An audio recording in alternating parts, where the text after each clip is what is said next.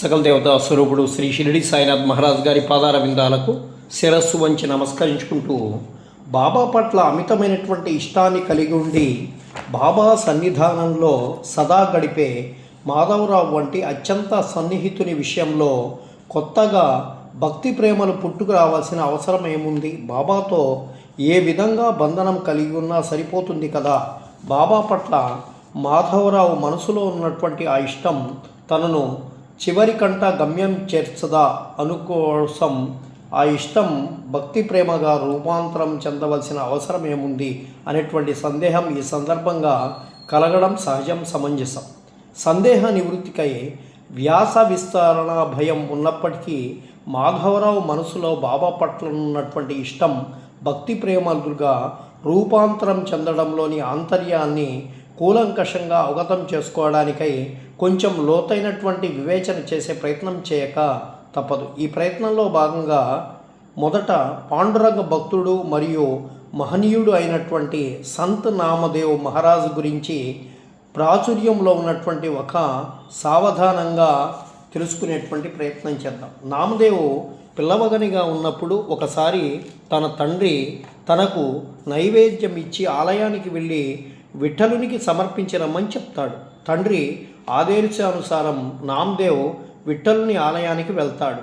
అక్కడ విఠలుని విగ్రహం ముందు నైవేద్యాన్ని పట్టి ముందున్నటువంటి మనిషికి చెప్పినట్టుగా ఆరగించమని చెప్తాడు. కానీ విగ్రహంలో ఏ చలనం ఉండదు. అప్పుడు నామదేవ్ ఆ నైవేద్యాన్ని నీవు తినకుంటే అలాగే వెనుకకు తీసుకువెళ్ళవలసి ఉంటుందని, అందువలన తన తండ్రి ఆగ్రహిస్తాడని కనుక ఆ నైవేద్యాన్ని ఆరగించమని విలపిస్తూ విఠలుని బ్రతిమాలుతాడు. అప్పుడు విఠలుడు వచ్చి నామదేవ్తో ముచ్చటిస్తూ ఆ నైవేద్యాన్ని ఆరగిస్తాడు. అప్పటి నుండి ప్రతిరోజు నామదేవ్ విఠలుని ఆలయానికి నైవేద్యం తీసుకెళ్లడం, విఠలుడు వచ్చి ఆరగించడం, ఆ సందర్భంలో వారిరువురు కలిసి ఆడటం, పాడటం, ముచ్చటించుకోవడం, వినోదం చేయడం, తినడం, నిద్రించడం వంటివి జరుగుతూ వారిద్దరి మధ్య ప్రగాఢమైనటువంటి స్నేహం ఏర్పడుతుంది. ఎంతగా అంటే రోజులో ఎక్కువ సమయం నామదేవ్ విఠలుతోనే గడిపేవాడు. తనకు విఠలుడంటే అమితమైనటువంటి ఇష్టం ఏర్పడింది. ఒకసారి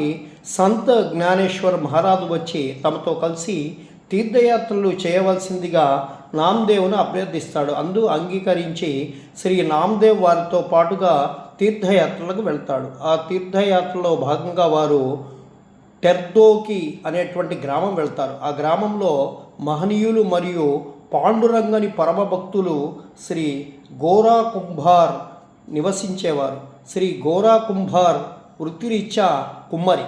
శ్రీ జ్ఞానేశ్వర మహారాజు బృందం శ్రీ గోరా కుంభార్ ఇంటిలోనే బస చేస్తుంది. శ్రీ నామదేవ్కు పూర్ణత్వం సిద్ధించే సమయం ఆసన్నం కావడంతో పాండురంగని ప్రేరేపితుడై శ్రీ జ్ఞానేశ్వర మహారాజు తమ అధ్యక్షతన అతడొక సత్సంగ సభను నిర్వహిస్తాడు. ఆ సందర్భంగా శ్రీ జ్ఞానేశ్వర మహారాజు గోరా, మీరు కాలిన కుండలని, పచ్చి కుండలని గుర్తించుకోవడానికి నిష్ఠాతులు. ఇక్కడ కూడా భక్తి కుండలు ఈ సత్సంగంలో ఉన్నవారు చాలా ఉన్నాయి.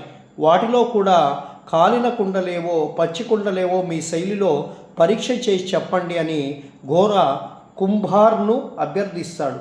హృదయంలోని భక్తిభావం పరిణిత చెంది నేను అనేటువంటి అహం పరిపూర్ణంగా లభించి విఠలుని అంటే భగవంతుని నిజస్వరూపాన్ని హృదయంలో సస్వరూపంగా దర్శించి అన్నింటా నుండి ఉన్న ఆ భగవంతుని అన్ని వేళలా దర్శించగలిగేటువంటి వారిని కాలిన కుండలుగా, ఆ పరిణతి లేని వారిని పచ్చికుండలుగా శ్రీ జ్ఞానేశ్వర్ మహారాజ్ నర్మగర్భంగా పలికారు.